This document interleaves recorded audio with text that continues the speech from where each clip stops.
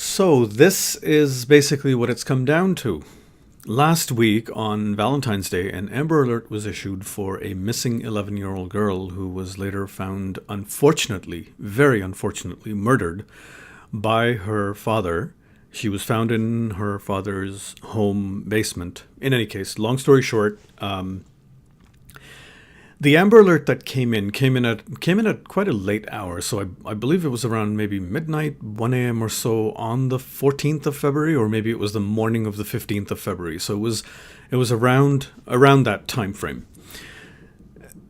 What really just kind of threw me off was all the tweets and all the news stories, because I like on Twitter, for example, I follow a lot of a lot of the local news agencies, for example, and even some of the local police forces. And what I was seeing repeatedly from news stories and from the police agencies themselves, that people were actually complaining about the lateness of the hour of that Amber Alert.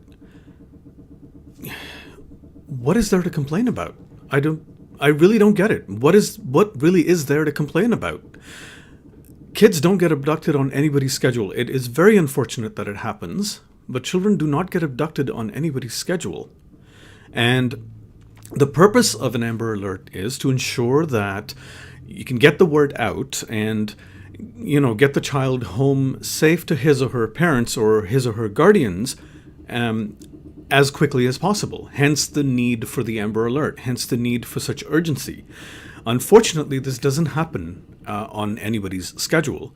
There's no time of convenience in an emergency. That's the basic premise. There's really no time of convenience in an emergency. Try to put yourself in this mother. I'm not even going to talk about the dad, because he's just a despicable human being, and I really hope that he's locked away for a very, very long time. But try to put yourself in the mother's shoes and try to think of it from her point of view. Her daughter has just been kidnapped by her own father, or by her husband in this case, and she's obviously panicking. She's freaking out. She's frantic. She doesn't know what to do in that case. Would it be wiser for her to say, no, don't send out an Amber Alert now because it may inconvenience some people? Or would it be wiser, or would it be better for her to get that Amber Alert out and get as many people notified? Because lo and behold, Amber Alerts do work. Whether you like the system or not, whether you believe it or not, whether you think it's controversial, they do work. Because after the Amber Alert was issued, police did receive several tips from drivers who were on the highway, from drivers who were around the area. They saw the man's car, they saw his license plate, etc., etc. So it does work. The system is working. The only thing is, it doesn't happen at anybody's schedule. So again, try to put yourself in this, in this lady's shoes. Would you rather have the Amber Alert going out at a later time, or would you rather have it going out right then and there? Well, obviously, right then and there. And it just so happened that this time around, that it was in the middle of the night. It's unfortunate, but it was in the middle of the night. And people were actually complaining.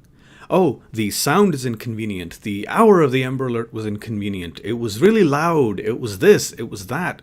I don't get what the problem is. I really don't understand. Sometimes it's so hard to understand what people are thinking, what's going through their minds at the time, that this is the only thing you can complain about. Think of your own kids. Think of yourself in that situation. What would you do?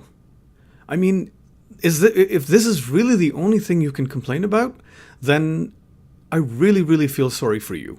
I really do. And the fact that the sound is really loud, you can do something about the sound. Put your phone on silent, put your phone on vibrate, and do something about the sound. I saw the alert. It didn't wake me up because I keep my phone on vibrate at night. So I saw the alert, sure. I saw the alert in the morning. I saw the alert again while I was heading to work. And, it didn't wake me up because I keep my phone on vibrate. And this is one of the reasons why I keep my phone on vibrate. Sometimes it's because I keep my phone on vibrate because I don't want my phone ringing in the middle of the night. Some telemarketer in India or somewhere else just randomly calling and, wanting to sell me something or what have you. I just don't want my phone ringing in the middle of the night. I do keep it by my side. I think I vaguely remember hearing it vibrate, because it vibrates pretty loud when it's on a wooden table. I vaguely remember hearing it vibrate, but that was really it. So what is there to complain about? These things don't happen on anybody's schedule. It's very unfortunate that they happen in the first place, but they really don't happen on anybody's schedule.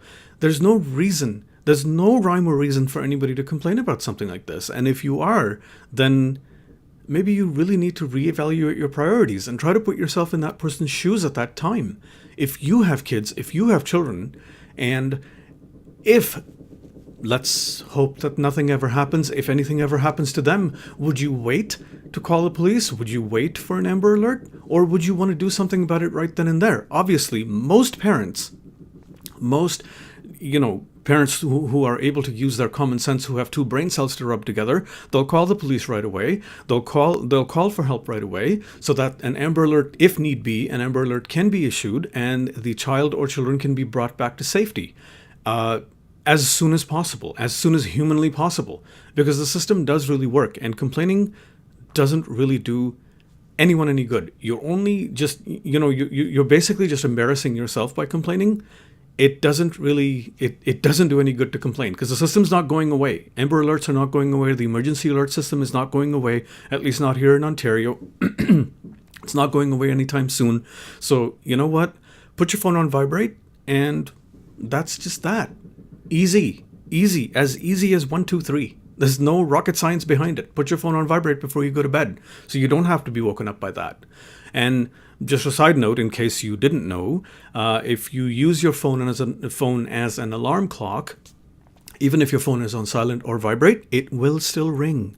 I keep my phone on silent. I have my alarms on my phone, and the alarm rings every morning like clockwork. Pun intended, I suppose.